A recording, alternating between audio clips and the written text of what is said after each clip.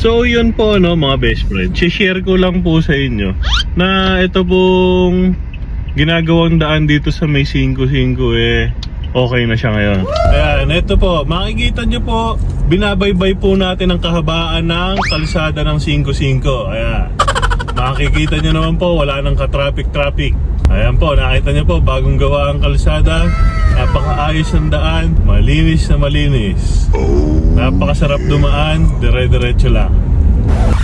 Ups, ano akala nyo, dun lang natatapos yon? Pagdating po dito San Piliping Bata, traffic na po ulit. Ayan, makikita nyo po, binabagbag na po ulit dito. San Piliping Bata, papasok po ng San Piliping Matanda. Okay? Sabahan na lang po natin ang ating pasensya pagdadaan po dito papuntang Aliaga at Silex para din po sa ikay uunlad ng ating bayan to.